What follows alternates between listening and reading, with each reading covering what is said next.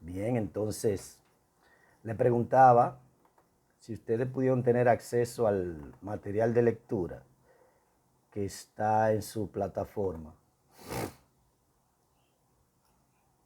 Bien, vamos a ver.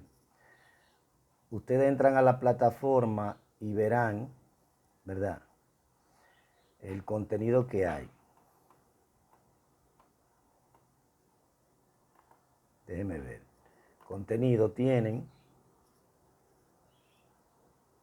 introducción al proceso de acompañamiento psicológico, que tiene un material que se llama así mismo, introducción al proceso de acompañamiento psicológico. Y el otro tema es paradigmas orientadores del proceso de acompañamiento psicológico. Y ahí tienen otro material de lectura, ¿verdad? Entonces, ese material, me imagino que ustedes lo leyeron. Ahora, yo quiero que ustedes, para el próximo sábado, se preparen dos grupos de 6 personas, 3 y 3, para explicarnos el contenido de ese material. Y es simple que lo van a hacer, no es que van a hacer una exposición detallada, es sacar un resumen de eso y como son 3 y 3,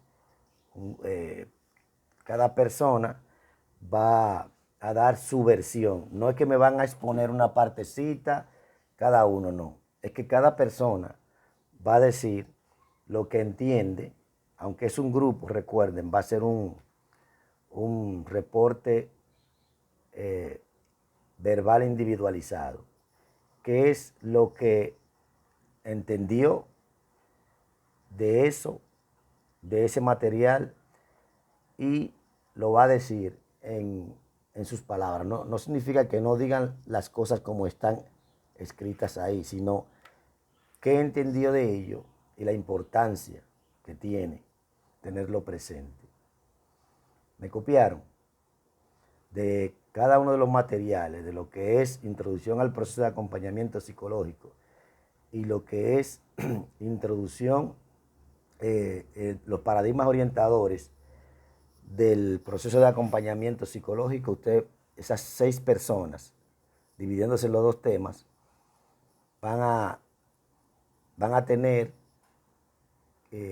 media hora, 15 minutos, distribuido en cada grupo, 5 minutos cada persona, para hablar de ello.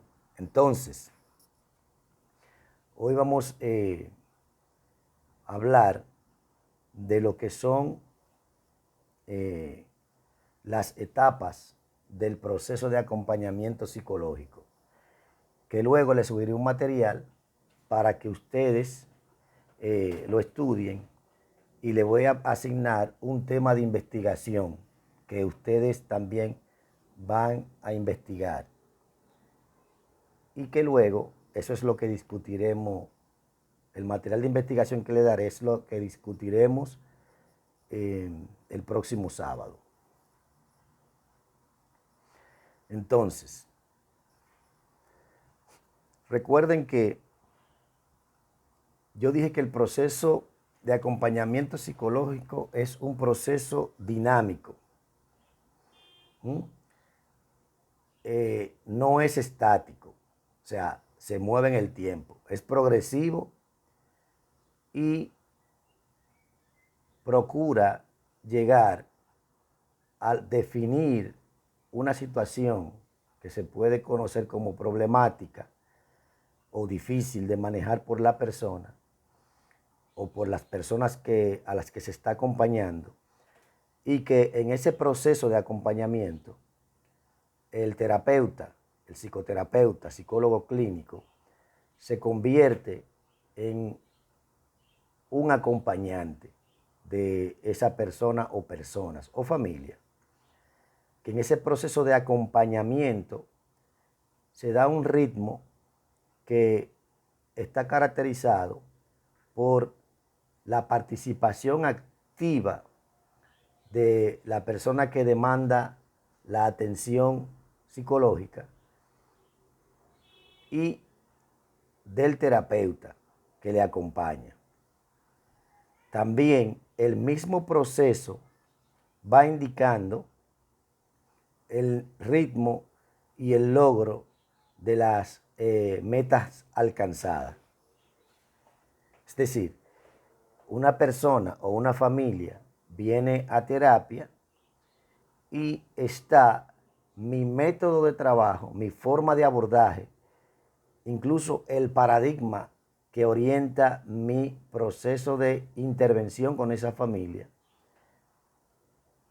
Y está la situación problemática que la familia o la persona presenta y la característica de esa problemática. ¿Me doy a entender? Pero además de eso, al interactuar ellos conmigo como profesional y yo con ellos, esa interacción, que es a lo que se llama acompañamiento psicológico, va definiendo el ritmo y va definiendo las pautas a seguir. Por eso digo que es un proceso dinámico, porque hace su aporte tanto el terapeuta que está escuchando la situación que se le presenta a la persona, como la persona escucha lo que el terapeuta le retroalimenta.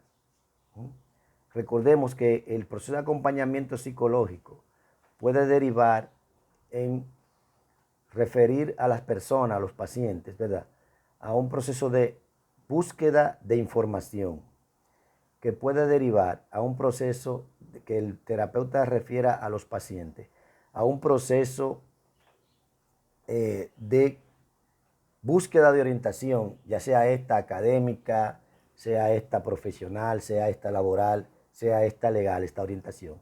Pero también puede derivar a un proceso de consejería, donde el psicoterapeuta puede dar orientaciones sobre soluciones puntuales o búsqueda de alternativas a soluciones puntuales de problemas específicos que la persona está planteándose en su vida.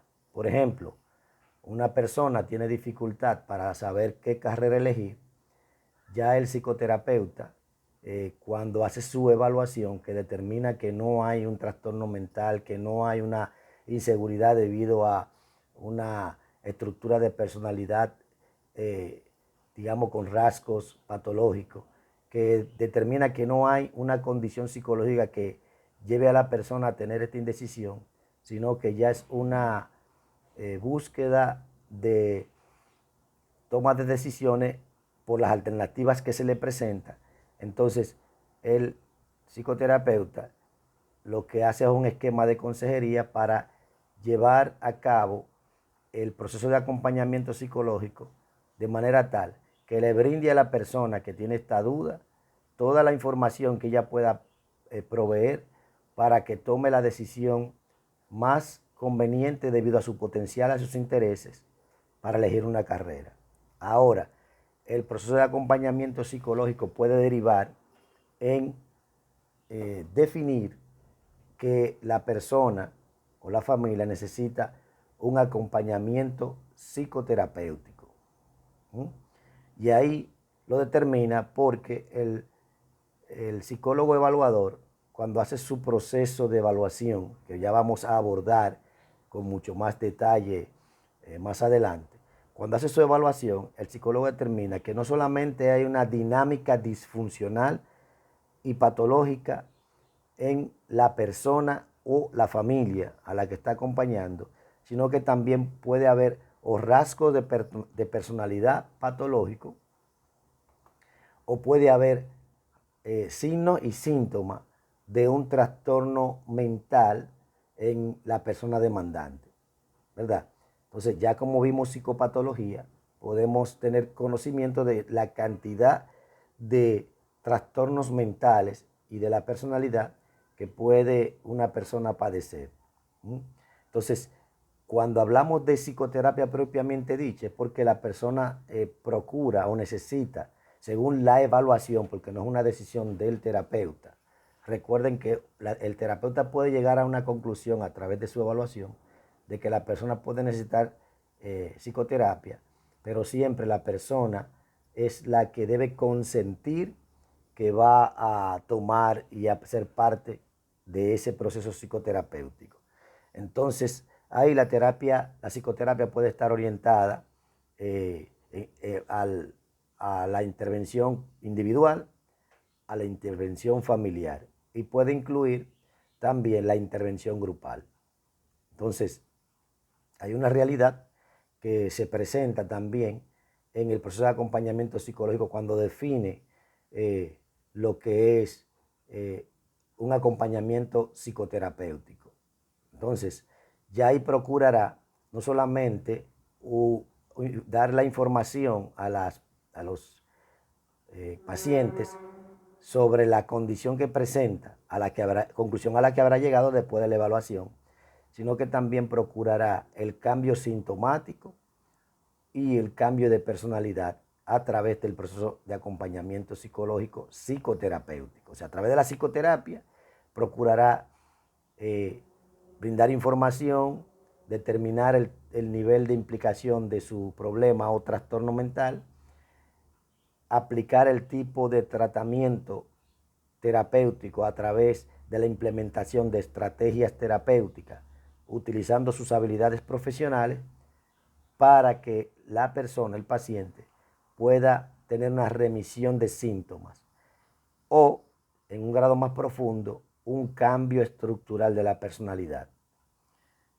Y por lo tanto, procura llevar al paciente a un estado de salud mental y psicológica y emocional, familiar y social, en la que estaba antes de empezar a presentar los síntomas. Eso en términos teóricos, ¿verdad? O sea, en la realidad las cosas se complican un poco más, pero al menos en teoría ese es el objetivo de la psicoterapia, acompañar a la persona a lograr un estado óptimo de su funcionamiento personal, familiar y social como estaba antes de presentar los síntomas. Entonces, recapitulo y le rectifico que el proceso de acompañamiento psicológico puede llevar a que el psicoterapeuta remita a la persona a la búsqueda de información, que lo remita a la búsqueda de orientación, lo remita a la consejería o lo remita a la psicoterapia, que ya es parte de un trabajo clínico. Por eso nuestro trabajo terapéutico de acompañamiento está compartido muchas veces con orientadores que ya son del ámbito de la pedagogía, ¿verdad? Con consejeros que pueden ser psicólogos clínicos o no, que pueden ser trabajadores sociales, pueden ser consejeros distribuidos en diferentes, digamos, inquietudes de las que el ser humano presenta, consejeros familiares, consejeros en adicción, consejeros en toma de decisiones respecto a lo académico, consejero en las diferentes, digamos, perspectivas de la búsqueda de solución de problemas humanos.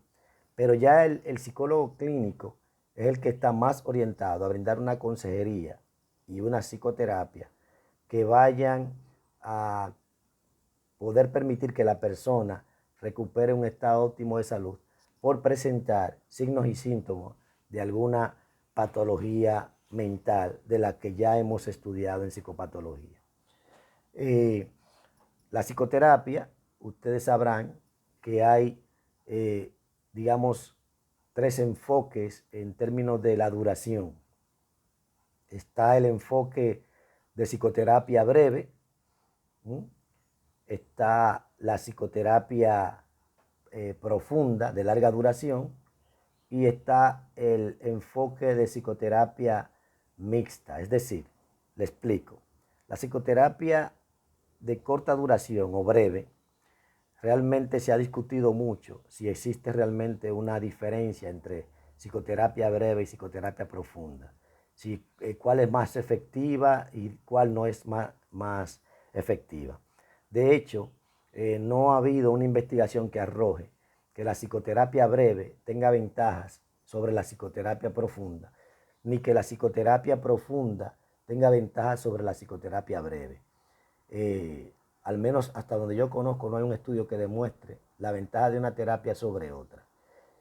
Sí que algunas, se puede decir, la psicoterapia breve, la psicoterapia profunda y la psicoterapia intermedia, entre ellas dos, tienen siempre algunas ventajas y algunas desventajas. Es decir, vamos a mencionar que la psicoterapia breve, al tener un esquema de intervención mucho más limitado, enfocada puede ser a la remisión de síntomas y a la toma de conciencia y aceptación y compromiso de la condición que pueda presentar la persona, puede que resulte más ventajoso en términos económicos porque le resulta menos costoso el tratamiento a la persona que recibe este tipo de ayuda. Se le critica que esa brevedad puede pasar por alto el hecho de que la persona puede necesitar un cambio estructural y que los hábitos necesarios y las estrategias y habilidades personales para lograr ese cambio estructural no se desarrollan en un corto tiempo. Que la ventaja económica no garantiza el éxito en el proceso de cambio que la persona pueda tener. Con respecto a la psicoterapia profunda, que también se orienta al cambio sintomático, pero también al cambio estructural de la personalidad, se le critica que al ser tan de larga duración, puede salirle muy costosa a la persona que se somete a ella. Y a favor se tiene que los cambios sintomáticos y de estructura de la personalidad se pueden ir vivenciando. Evidentemente que esa misma postura de que resulta más beneficiosa también tiene sus críticas, es decir, que no se puede demostrar que el cambio de la personalidad se debe exclusivamente a la psicoterapia, pero eso se aplica a cualquier rama de la salud mental o a cualquier ciencia.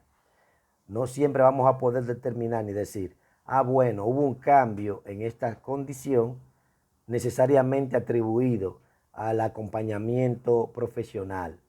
Pero eso se aplica a cualquier modalidad terapéutica, de larga, de media o de corta duración. Entonces, la terapia intermedia entre estos dos procesos es aquella que va tomando en cuenta trabajar con objetivos específicos, centrada en el cambio sintomático y en el cambio estructural, y entonces define el acompañamiento según la necesidad del paciente o de la familia que está recibiendo atención. Entonces, esto ahora mismo hay una, ¿cómo le digo? Una gran indeterminación de los datos, porque muchas de las formas de trabajar de los psicoterapeutas han cambiado por los nuevos enfoques de intervención. Y Dalina, apague su teléfono, por favor. Sí, su micrófono, perdón. Pues dígame.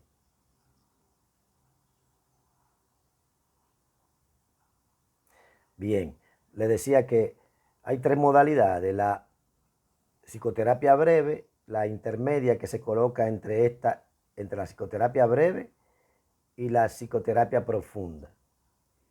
Es una mezcla de ambas que se ajusta a las necesidades que va presentando el paciente, a lograr el cambio sintomático y estructural de la personalidad y a ir asumiendo también esos cambios en la vida cotidiana y que se orienta con respecto a la aceptación y compromiso del paciente y puede llevar a una planeación estratégica de la intervención a lo que el paciente requiera.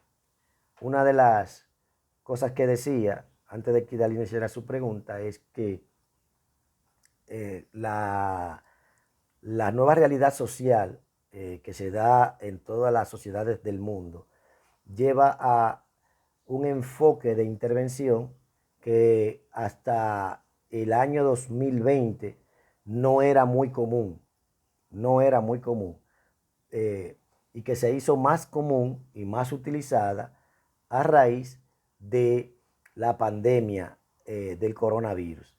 Esta modalidad de intervención es la telepsicología o teleterapia.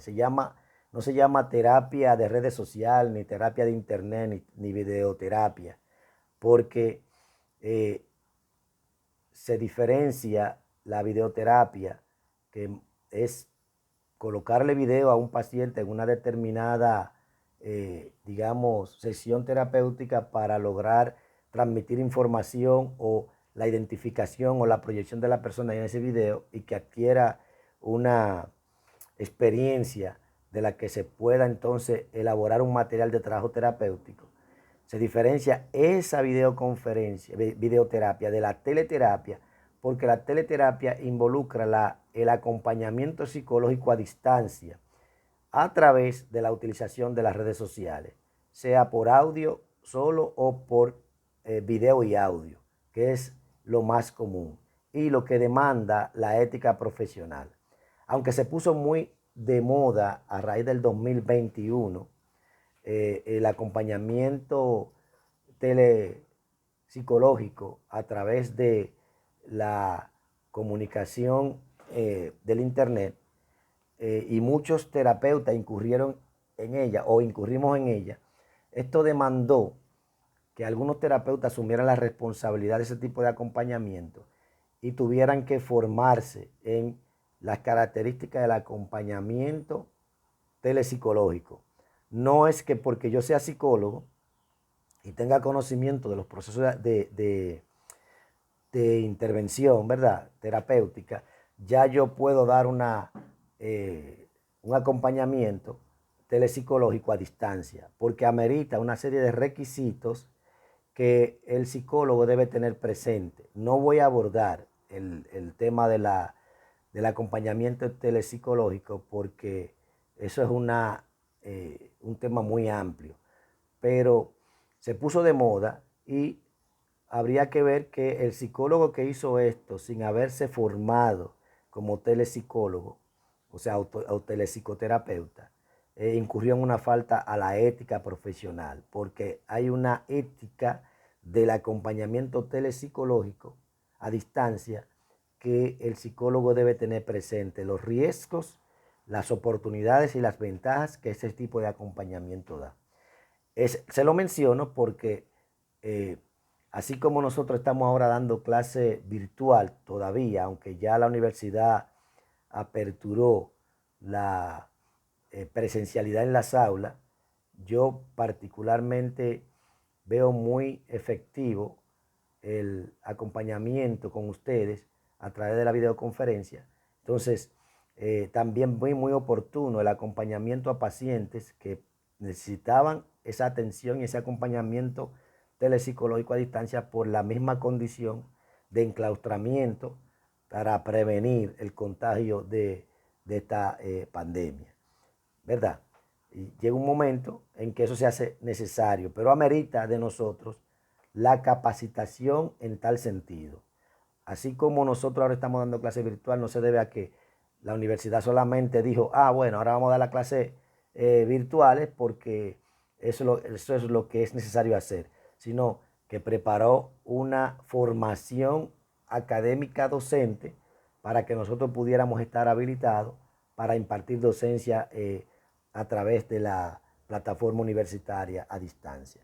Así ameritaba que los psicólogos se prepararan en la intervención telepsicológica a distancia. Muchos, lamentablemente, no hicieron esa preparación a distancia. Lo que hicieron fue que incorporaron su práctica profesional al acompañamiento a distancia, sin la debida preparación y sin haberse formado en tomar en cuenta las ventajas, oportunidades y riesgos que da ese tipo de acompañamiento. Que es un tema a discutir, sí, pero no voy a abordar más sobre el acompañamiento telepsicológico, que es parte de la modernidad, de lo que la tecnología nos permite a los psicólogos, pero amerita que nos formemos en esa área. Evidentemente que para usted pasar a ser un acompañador telepsicológico, deberá tener una formación en en psicología clínica, sobre todo desarrollar la habilidad de acompañar a las personas a través de un proceso psicoterapéutico, antes de incurrir en ello. No necesariamente por usted ser un psicólogo en ejercicio, está en plena capacidad de ofrecer acompañamiento telepsicológico. Por lo tanto, eso ya es un compromiso ético. Y la ética, recordemos, que ese es el nivel de respeto a lo que el código de ética de cada ciencia y de cada profesión establece como lo esperable, el respeto a la norma establecida, a los convenios, por lo que resulta conveniente tanto para la ciencia como para el científico, como el profesional, pero también para los pacientes, para las personas que se benefician de ese servicio profesional. Sin la ética, incurriríamos en un caos en términos de lo que es la atención a las personas y a sus necesidades, como ocurre ahora con esos influencers de las redes sociales que dan consejos y sugerencias e incluso hablan de cosas de las cuales muchas veces ni están capacitados para hablar o no están bien formados, o lo que ofrecen es un punto de vista muy particular que, aunque cada opinión es buena y válida, no toda opinión sobre cualquier situación es aplicable a todos los casos en todas las personas. Y lo que para mí puede ser la solución a un problema, para otro puede estar lejos de ser lo que debe hacer para solucionar su problema. Bien, hasta ahora, ¿tienen alguna pregunta o inquietud?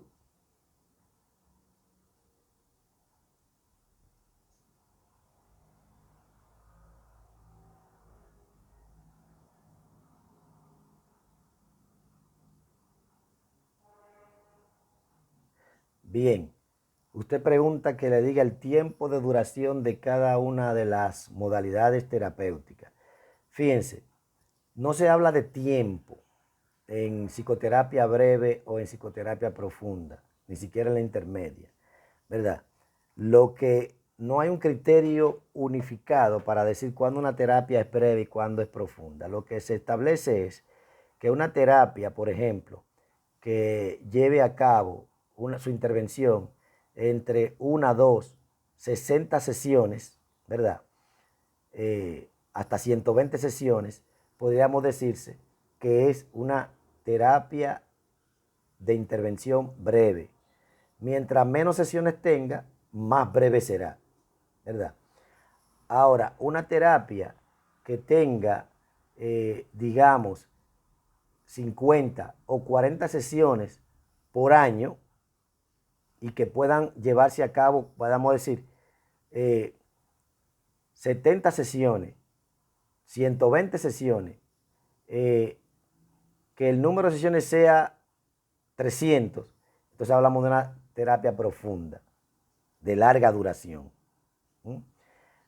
Recordemos que la terapia es un proceso activo, dinámico, progresivo, ¿verdad? Como decía al principio. Entonces, el tiempo de duración no solamente lo va a determinar el número de sesiones, sino el alcance de las metas propuestas, pero también el tipo de acompañamiento lo va a determinar el modelo, el paradigma orientador del proceso de acompañamiento psicológico. Ya vimos, ¿verdad?, en psicopatología, que los paradigmas nos permiten ir conociendo, ¿verdad?, qué dice cada modelo teórico con respecto a la aparición de un trastorno mental en la vida de una persona. Recuerden esto, el modelo biológico organicista nos plantea, ¿verdad?, que los problemas, los trastornos mentales y psicológicos se dan debido a una condición orgánica que el, el psiquiatra, el neurólogo deben determinar, deben establecer para poder hacer una intervención. Que esa intervención va a ser dirigido a lo orgánico, sea esto debido a la estructura neurocerebral, sea esto debido a la neuroquímica cerebral, sea esto debido a una condición de salud física, o una condición de salud endocrinológica. Y entonces, ¿qué procurará el sistema biológico organicista? Una intervención biológica, sea esta a través de psicofármacos, a través de dieta, a través de actividad física como el ejercicio, a través de actividad de integración social, a través de suplementos vitamínicos, alimentación adecuada, etcétera, etcétera. Y descanso también. O sea, nos dice el paradigma biológico organicista, nos dice, la causa o la influencia de este trastorno mental está en lo orgánico y por lo tanto las intervenciones deben de ser orgánicas. Que eso es cierto, sí, pero ¿qué nos permite el paradigma psicodinámico? Ver que la causa de los trastornos mentales puede deberse y que se originan regularmente en una dinámica y un patrón que se va dando desde la infancia en la interacción de los niños con sus padres. Esa dinámica de relación puede arrojar las raíces de una dinámica de interacción que puede ir creando mecanismos de defensa, mecanismos defensivos, como le llama el psicoanálisis, que son búsqueda de soluciones a los conflictos que la vida le plantea a la persona en sus diferentes etapas, que regularmente genera la transición de una etapa a otra, va generando crisis que la persona necesita poder afrontar. Entonces, en ese sentido, el paradigma psicodinámico nos dice que la causa de un trastorno mental puede deberse a esos patrones de interacción que se desarrollan desde la infancia, esos mecanismos de defensa que van entorpeciendo el desarrollo personal y que luego entonces aparece un conjunto de signos y síntomas que son reacciones regularmente a los procesos adaptativos y que muchos de ellos las personas no son conscientes de esos patrones de interacción. Por lo tanto, el trastorno mental se nutre de esas dinámicas y por lo tanto la psicoterapia va a buscar convertir en consciente lo inconsciente y que así la persona, a través de un proceso psicoterapéutico, psicodinámico, vaya desarrollando estrategias de afrontamiento de esos elementos que se originan en su pasado y que afectan su presente. Las terapias derivadas de cada paradigma las vamos a ver en la próxima clase. Pero el paradigma psicodinámico nos dice esto. ¿Qué nos dice el paradigma conductual? Que es en el ambiente donde se generan los estímulos que generan el tipo de conducta que puede convertirse en patológica. El modelo cognitivo, el cognitivo nos dice que son los constructos personales, la forma en que la persona interpreta la realidad, el control que la persona entiende que tiene el ambiente sobre sus decisiones y el control, el pobre control que la persona cree que tiene sobre las cosas que le pasan. Por eso habla del locus de control interno, locus de control externo. Hablamos de constructos personales y hablamos de distorsiones cognitivas que pueden ser la causa de influencia de ciertos trastornos mentales. Ahora, evidentemente, que fíjense, estamos hablando de cuatro paradigmas. Biológico organicista, psicodinámico, conductual y cognitivo. Cuando usted une lo que cada paradigma de eso nos da, tiene un modelo integrativo. Pero además está el modelo afectivo emocional que nos dice que ciertos patrones de manifestación de las emociones, problema de controlar los impulsos y dejarse afectar por los afectos, valga la redundancia, esos patrones pueden llevar a una patología, a un trastorno mental. Entonces, eso nos dice el paradigma afectivo emocional. ¿Qué nos dice el paradigma sistémico? Que todos somos parte de un sistema, un subsistema, que es la familia, que pertenece como subsistema al sistema social, pero que nosotros mismos como individuos somos un sistema en sí mismo, en constante interacción con otros sistemas y que eso puede llevar a una dinámica de interacción disfuncional. y que muchas veces esa interacción disfuncional facilita la aparición de ciertos patrones disfuncionales de relación y de ciertas patologías en términos emocionales y psicológicos. ¿Se dan cuenta? Entonces también está el aporte que nos hace el paradigma humanista existencial, que muchas veces establece que la pérdida de sentido de existencia, la incapacidad para lograr el desarrollo de las propias potencialidades humanas, la dificultad para el logro de la autorrealización, de la definición del ser humano como persona única, el pobre desarrollo del sí mismo, pueden conllevar al desarrollo de un trastorno mental. Todos esos modelos teóricos tienen un enfoque de dónde se origina y cómo lo patológico. Ahora bien, la tendencia actual de esos paradigmas es la integración. Vemos que el DSM-4, tanto el DSM-4 y el DSM-4 texto revisado, como el DSM-5, tienen esa tendencia a la integración de aporte de los paradigmas. En el DSM-4, ¿verdad? Y el DSM-4 texto revisado, se da esa integración de una manera mucho más clara. En el DSM-5 se procura tener presente la orientación de establecer los criterios diagnósticos para un trastorno mental basado en la evidencia. Esa es la nueva tendencia que hay ahora.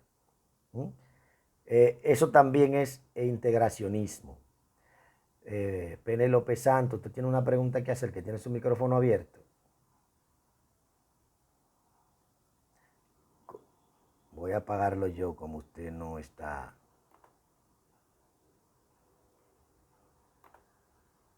Bien, continúo. Entonces, esa nueva tendencia, que es el integracionismo o los enfoques integrativos, han permitido unificar paradigmas como el cognitivo-conductual, el conductual psicodinámico, conductual sistémico, psicodinámico sistémico, humanista existencial dinámico, y etcétera, etcétera. Una mezcla. Y también existen los supraparadigmas, que es la combinación de los aportes teóricos y prácticos que nos da cada paradigma. Pero también ese es un tema muy amplio al que no voy a seguir abordando. Entonces, Elizabeth, la duración de una psicoterapia y la diferencia en la duración va a depender del número de sesiones, de las metas propuestas y de la orientación al cambio sintomático, a la remisión de síntomas o al cambio de la personalidad, que es el cambio estructural. Por eso vemos que en el acompañamiento psicológico se pueden perseguir dos tipos de cambio, ¿verdad? El cambio sintomático o el cambio estructural de la personalidad. Entonces, ¿alguna otra pregunta?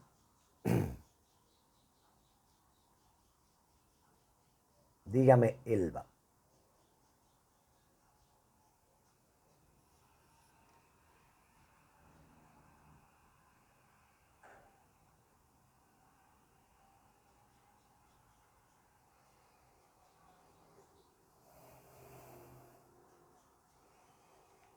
No, no. Que el paciente vaya a terapia y luego abandone, no influye en determinar si la terapia fue breve o fue profunda.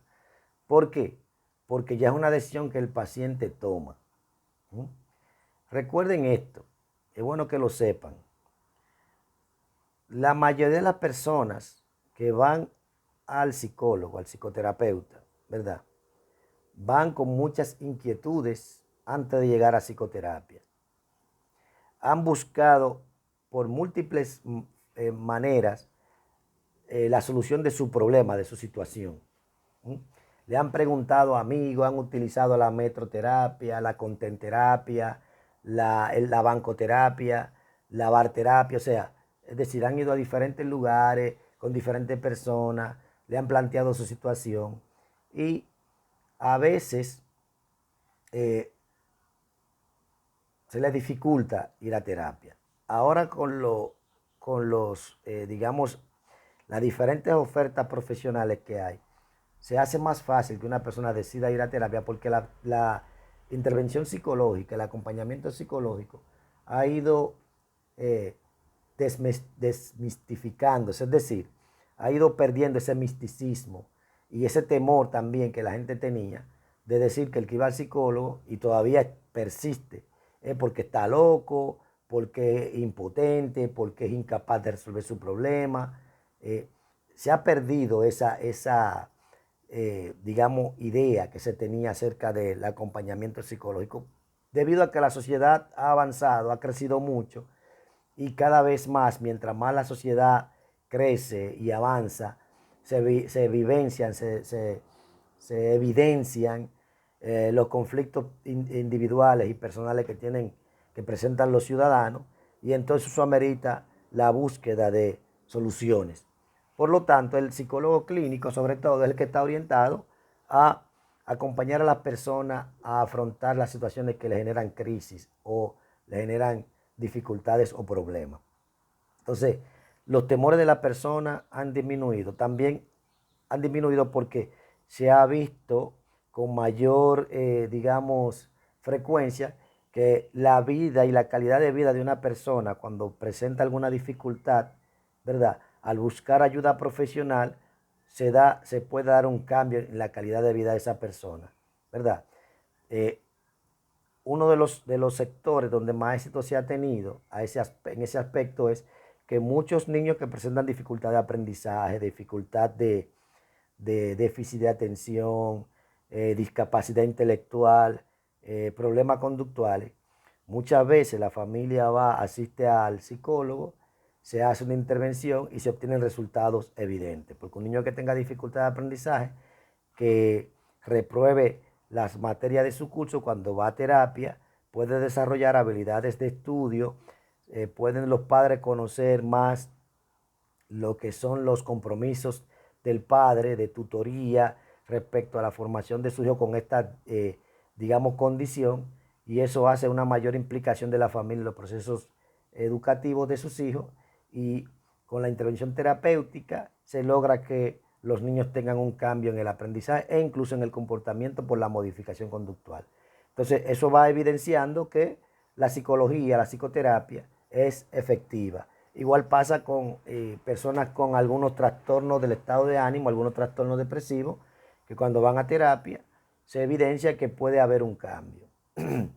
eh, en ese sentido, eso aumenta la confianza de las personas en asistir al psicólogo. Además también de que a raíz de los cambios políticos que se dieron, sobre todo en República Dominicana, desde el año 1996, y las nuevas políticas educativas y, digamos, la nueva política de salud, se incorpora la psicología como una profesión necesaria en las escuelas públicas, para los psicólogos educativos, para los psicólogos clínicos. Igual los cambios en la política de salud, que incorpora al psicólogo clínico como parte de los profesionales de la salud mental. Entonces ha, esos cambios en la política pública ha facilitado que el psicólogo tenga un mayor ámbito de integración en los espacios de trabajo. Igual pasa en la psicología del deporte, en la psicología organizacional, perdón. Igual pasa en la psicología social y comunitaria. Entonces, es parte de eso, realmente. No es que el paciente abandona la terapia, la hace una terapia breve, no. Porque ya el enfoque se le plantea al paciente, o sea, cuando el psicólogo clínico realiza una evaluación psicológica y determina la condición del paciente y el tipo de acompañamiento que le va a dar, que la paciente abandone no determina que la terapia fue breve, porque el enfoque puede ser que yo dé terapia breve y sin embargo el paciente abandone antes de iniciar el proceso de intervención. Eso no la hace breve. Yo puedo planear un enfoque de intervención de psicoterapia profunda, y entonces eso no hace que si el paciente abandona la terapia no sea profunda, es que el paciente abandonó. Ya habría que abordar un tema sobre las principales causas que se han estudiado y establecido por qué abandona un paciente un proceso terapéutico. Que hay muchas teorías y mucha investigación respecto a eso. De hecho, ya que usted está interesada en eso, se mide el nivel de adherencia a la psicoterapia. O sea, hay escalas que miden el nivel de adherencia al tratamiento de un paciente. Hay escalas que miden específicamente esa variable. Se han estudiado, se ha establecido confiabilidad y validez de esas escalas que miden el nivel de adherencia de un paciente a terapia y que determinan también medir el éxito o fracaso que puede tener un proceso de intervención en esos pacientes. ¿Qué pasa? Si un paciente tiene poca adherencia al programa de tratamiento, evidentemente que va a abandonar con mayor facilidad el proceso. También, para que ustedes lo tengan claro, que es un tema que sí vamos a ver en esta clase, está el nivel de motivación al cambio. O sea, Prochanska y Di Clemente fueron dos psiquiatras de origen italiano que hicieron un estudio y establecieron las diferentes etapas de motivación al cambio con que una persona, una familia o un grupo asiste a un proceso psicoterapéutico. También eso determina que el paciente se quede o no se quede en un proceso de acompañamiento psicoterapéutico, en una psicoterapia. ¿Por qué? Porque el nivel de motivación al cambio va a implicar el nivel de compromiso que el paciente puede asumir. Y ya que usted está en ese tema, también le voy a decir que hay otras cosas que influyen en que un paciente se quede o no se quede en un proceso de acompañamiento psicoterapéutico. De hecho, hay autores, entre los cuales yo me incluyo y me identifico, que no asumen un paciente si no cumple unas condiciones específicas. Por ejemplo, un paciente que venga a mi consulta, si no tiene suficiente grado de motivación al cambio, si no tiene la suficiente inteligencia para entender e involucrarse en un proceso de acompañamiento psicoterapéutico, si su problema es muy complejo que amerita, digamos, intervención en otras áreas como la neurología, la psiquiatría o el desarrollo de habilidades sociales, si no cuenta con, digamos, los recursos personales para involucrarse activamente en un proceso terapéutico, si no tiene red de apoyo, yo no asumo un paciente. O no que no lo asuma per se, sino que tengo que tener en cuenta que se va a dificultar que esa persona se adhiera a un programa terapéutico. O sea, fíjense que son variables que nos permiten a nosotros conocer con qué tipo de paciente podemos tener, digamos, una efectividad en el tratamiento, cierto éxito en el logro de los objetivos alcanzados y también eh, el fracaso. Es decir, la ciencia psicológica nos permite, en términos de lo que es el acompañamiento psicoterapéutico, determinar el pronóstico de una persona en tratamiento. Podemos decir, el pronóstico indica que esta persona no se va a adherir a un programa de tratamiento, a un programa psicoterapéutico, o que las probabilidades de que no se adhiera son altas, o que las probabilidades de que se adhiera son altas. Eso es probabilístico, pero por lo menos nos da una información. También está otra cosa, que es el grado de identificación que se logre de los objetivos que tenga el paciente y es que estos sean, perdón, que estos sean coherentes con los objetivos del servicio que ofrece el psicólogo. O sea, en el acompañamiento psicológico viene el paciente con sus metas y sus objetivos, muchas veces disgregados, muchas veces indefinidos, pero algunos objetivos tienen, aunque sea a nivel de preelaboración. Algunas veces viene con los objetivos claros. ¿Mm? Pero también están los objetivos que el terapeuta trabaja con sus pacientes y que va a formularlo a partir de la evaluación psicológica que realice. Entonces están los objetivos del paciente, los objetivos del terapeuta y los objetivos que van surgiendo del proceso de acompañamiento psicoterapéutico.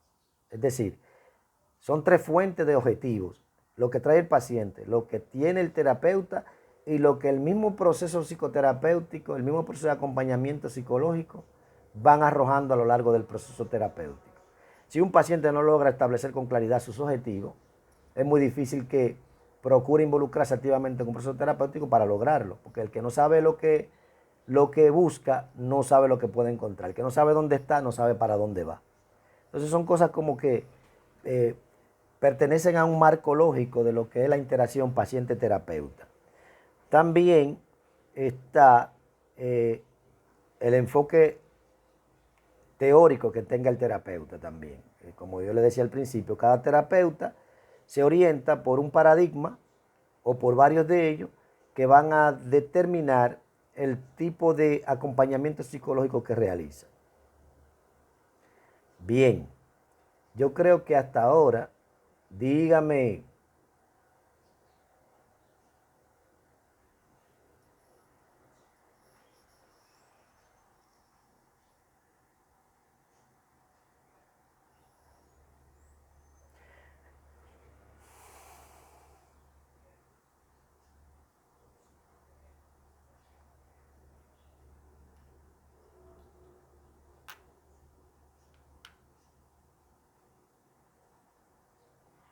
Bien, déjeme decirle algo. Voy a aclarar su inquietud. Usted dice que parte de nuestro, digamos, objetivo es lograr a determinar lo que un paciente quiere.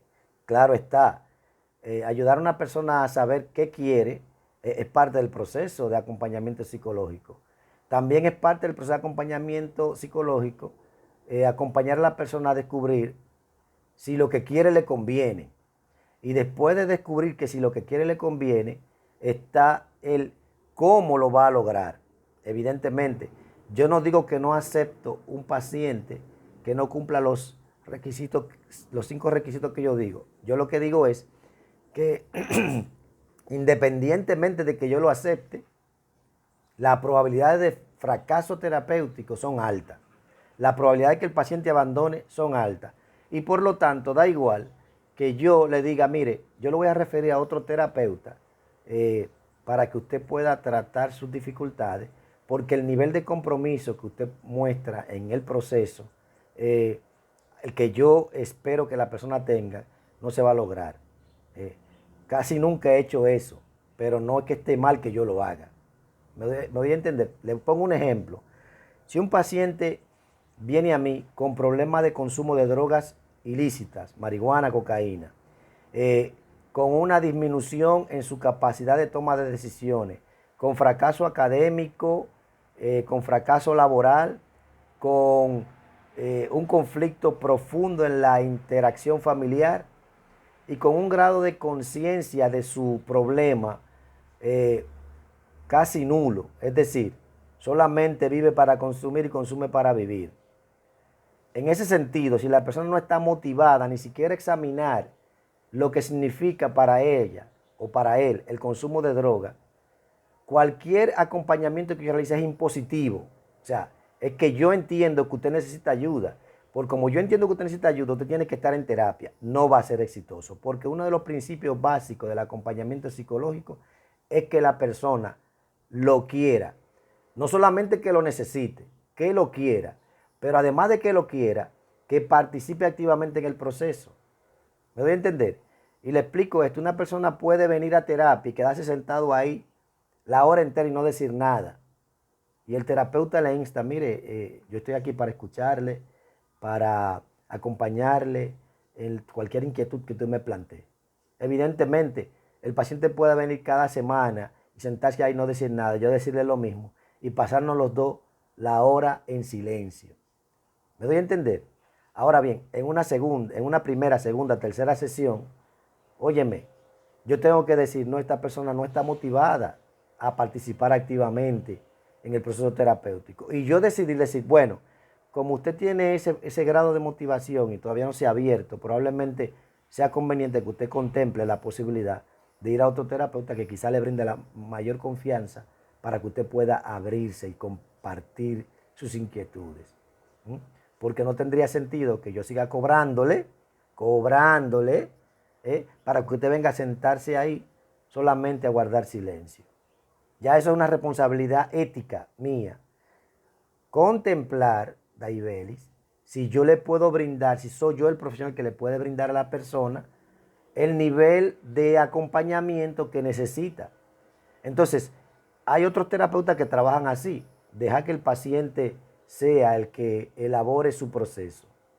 Hay otros terapeutas que son como yo, que están orientados a aceptación y compromiso, a la participación activa, al compromiso de hacer cambios significativos en su vida, al compromiso de seguir tareas para el cambio interno, para la revisión, para el aumento de conciencia, para el aumento del insight, para la toma de decisiones, para el nivel de implicación que amerita el proceso terapéutico. Yo soy de ese tipo. Entonces, como eso se lo aclaramos al paciente, le decimos, mire, usted no está cumpliendo con el compromiso que asumió conmigo de implicarse activamente en el proceso terapéutico, no quedarse con nada que tenga que trabajar, en cada sesión traer las tareas derivadas de cada proceso, compartir lo que le inquieta. ¿No está cumpliendo con eso? Entonces, como no hay un cumplimiento de ese contrato, que es un tema que también deberíamos abordar aquí, lo que es el contrato terapéutico o alianza de trabajo, que es un tema que ya viene también implícito que lo abordemos. Sí, el terapeuta debe acompañar a la persona a definir qué quiere, pero también a definir si lo que quiere le conviene. Y si le conviene, cómo conseguirlo. Eso es parte del proceso. Pero ningún terapeuta está obligado a trabajar con una persona que no quiera trabajar. Eso implica que el terapeuta esté muy claro de hasta dónde acompaña a una persona que no quiera trabajar, ¿verdad? Porque sería económicamente muy cómodo cobrar a la persona por venir a ocupar un espacio, pero sería éticamente incorrecto, cobrar a una persona que usted sabe que no va a implicarse en el proceso y que por lo tanto no va a tener cambio en su vida. Yo prefiero que la persona asuma un compromiso de revisión, aceptación y compromiso con su mejoría y su calidad de vida. Y Dalino, te tiene una pregunta que hacer, que abrió el micrófono. Si no, bueno, pues dígala que yo le respondo.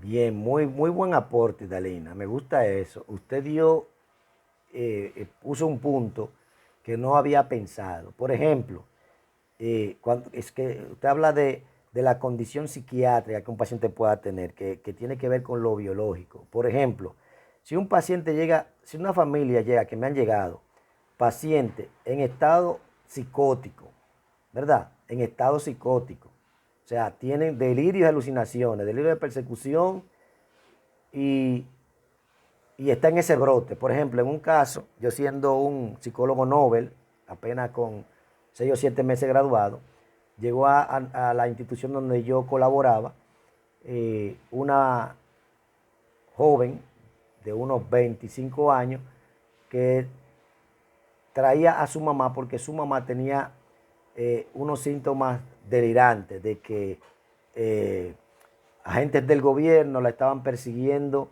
para matarla y que los vecinos estaban complotando con los agentes del gobierno para eliminarla porque ella era enemiga del presidente. La señora se escondía detrás de los asientos y se metía debajo de los muebles de la institución donde yo estaba como colaborador. Cuando yo recibo a esta paciente en esta condición, ¿con quién ustedes creen que yo hablé de las dos? ¿La hija o la madre? Pregunto. Unos dicen que con la mamá, otros con la hija. Fue con la hija que trae a su madre que tiene un brote psicótico. Recuerden, esta señora, yo hablé con ella, pero después de hablar con la hija, porque la señora no está en condiciones de comunicarme, ¿qué le pasa? La señora lo que está en ese delirio, escondiéndose de cualquier persona que le parezca sospechosa, y todo el mundo era sospechoso porque todo el mundo era un colaborador de las personas que eran enemigas de ella y que la andaban buscando. Yo le pregunto a la hija, le hago la entrevista, desde cuándo empezó esto a pasar, si hay antecedentes en su familia de personas que han desarrollado brote psicótico, esquizofrenia o alguna otra condición psicológica que ameritara la atención de neurólogo o psiquiatra. La hija me describe la situación en la que se da la aparición de síntomas. Cuando yo hablo con la hija que tengo todo el cuadro, es que ya yo defino qué voy a hacer con la señora. ¿Me doy a entender? Entonces, yo era novel, es decir, tenía apenas 6 o 7 meses que me había graduado, pero siempre me interesó el ámbito de la intervención en psicopatología. Yo, después que tengo el cuadro y le digo a la hija las orientaciones que debo decirle, decir, mira, tu mamá ahora mismo no se va a beneficiar de un proceso terapéutico. Tu mamá necesita ayuda e intervención psiquiátrica. O sea, ella necesita tomar medicamentos antipsicóticos que le permitan salir de ese brote. Una vez reciba esa ayuda y salga de ese brote psicótico, entonces será evaluada para ver si está en condiciones de recibir tratamiento psicoterapéutico, pero acompañada de tratamiento psicofarmacológico con la supervisión de un psiquiatra. Por lo tanto, tú tienes que llevar a tu madre desde aquí a una unidad de emergencia, de intervención en crisis, para que le den la atención que ella espera. Ahora bien, tú tienes que venir a terapia o por lo menos procurar de los profesionales de la salud mental la información de lo que implica, lo que es este brote, esta condición psiquiátrica de tu madre, para que tú y tus familiares puedan aprender a manejarla. Ya en torno a cómo tú te sientes con esta situación de tu madre, podemos establecer una cita para que tú puedas, además de recibir información, ir aprendiendo cómo manejarte en lo que esto significa para ti, porque es un impacto para ti, una nueva experiencia que tú tienes que incorporar e integrar a tu vida. Y entonces eso sí se te podemos brindar. Con respecto a tu madre, tienes que llevarla a una unidad de intervención en crisis, a una unidad de higiene mental, que le puedan brindar la ayuda psiquiátrica que ella necesita. Con la madre, cuando voy a intervenir, le digo, mire señora, yo estoy de su lado. Yo estoy en contra de las personas que le quieren hacer daño. Su hija también está aliada a usted.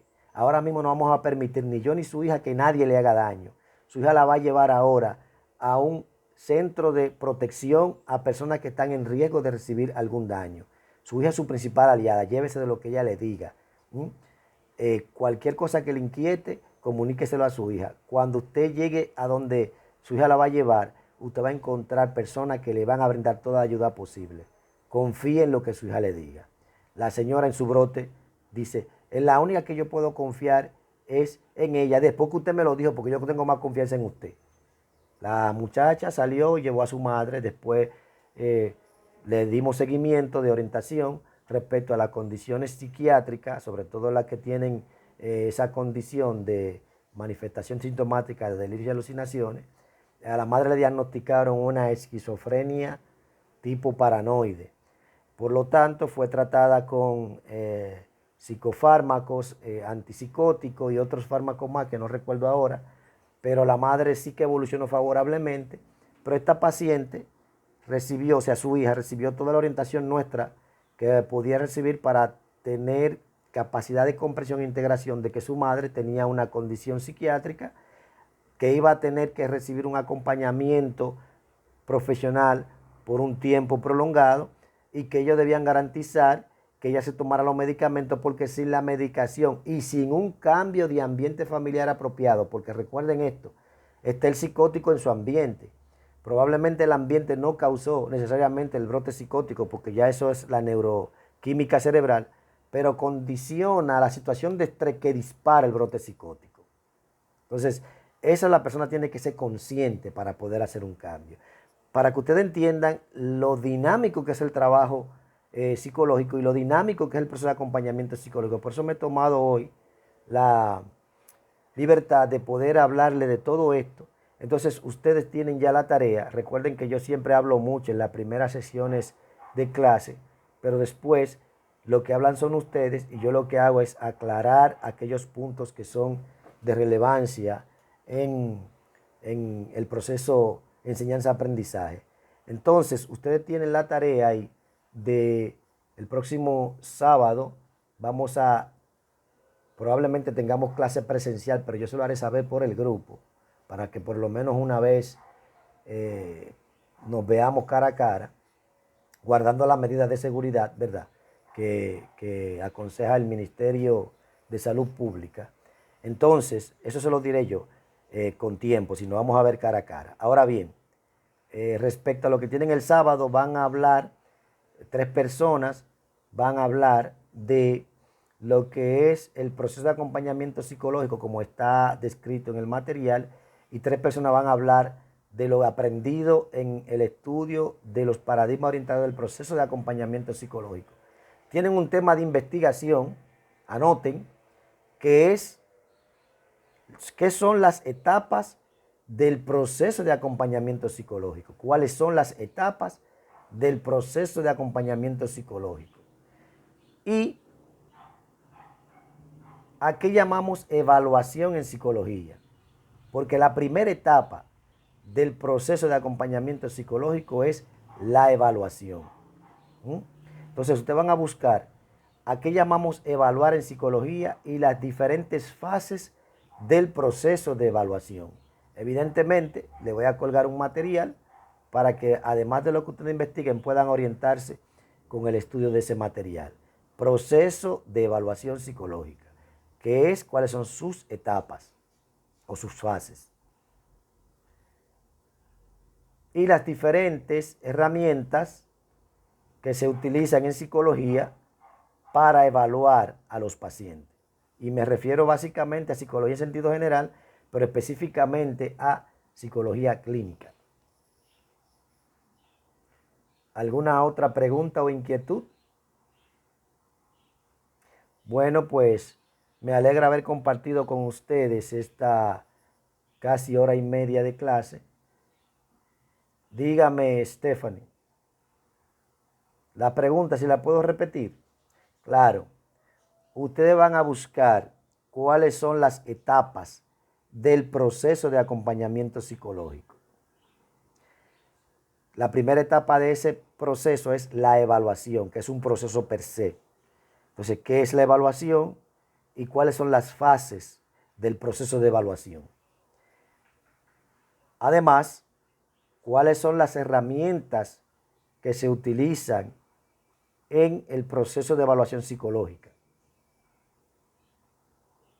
Bien, entonces, sin más nada, nos veremos en la próxima clase del sábado.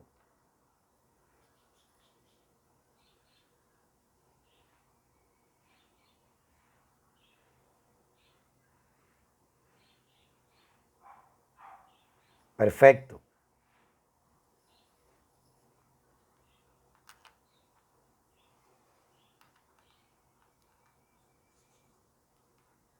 Para debatir en la próxima clase es este tema que estoy poniendo ahora. Ese será el tema de la próxima clase. O sea, lo que haremos con los temas de introducción al proceso de acompañamiento psicológico y lo que son los paradigmas será un repaso de lo que ya hemos visto y una profundización. Y ahí mismo enganchamos con las fases del proceso de acompañamiento psicológico. Ahí mismo enganchamos. Qué bueno que sacaron los grupos de exposición o de por lo menos compartir, porque no es una exposición, es compartir lo que ustedes entendieron y cómo lo entendieron para iniciar el diálogo de los grupos de la mañana y algunos de los de la tarde, porque así ya entonces el sábado elegiremos otros grupos para los temas que vienen, que son muy interesantes. Bueno, desde mi punto de vista, para mí todo lo que pasa en psicología es interesante, pero espero que para ustedes también lo sea. Así que, dígame.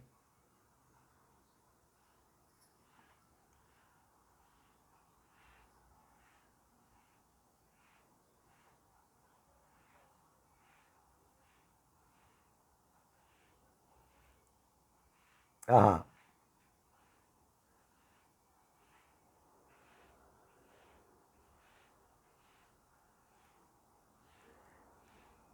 No, miren, recuerden que ustedes y yo hicimos un acuerdo. Los de la tarde que quieran tomar su clase en la mañana, todo lo que vayan a hacer lo harán en la mañana. Si los que van a exponer de la tarde están en la mañana, los de la tarde que vayan a estar en la tarde también harán su grupo. Así que ustedes los que vienen en la mañana, aunque estén en la tarde, no se preocupen, ya ustedes vienen en la mañana, olvídense de la tarde. Que yo no les voy a pedir a ustedes que vayan a las dos secciones, sino que vayan a la sección que eligieron, porque le conviene en el término de horario. De hecho, a mí no me gusta dar clases de 5 a 7, primera vez en mi vida que lo voy a hacer, porque la universidad lo demanda. ¿Por qué? Porque no es lo mismo que yo me levante con toda la energía que tengo ahora, a que a las 5 de la tarde ya yo he explotado, sin mucho ánimo de hablar, vaya a darlo con el mismo ánimo. No, ya yo estoy explotado, ya yo lo que estoy pensando en otra cosa. Entonces, entonces, vamos a estar claros. El que viene en la mañana, aunque esté en la tarde, es en la mañana que va a hacer todo. Los de la tarde, aunque ya haya un grupo de la tarde que expuso en la mañana, le tocará a ellos hacerlo en su horario, el que eligió estar ahí, ¿verdad? Entonces, despreocúpese usted. Ya sí, no le cojo más pregunta a nadie, nos veremos el próximo sábado, yo le diré si virtual o presencialmente. Pasen feliz resto del día y tengan buen fin de semana. Disfruten mucho y gasten poco.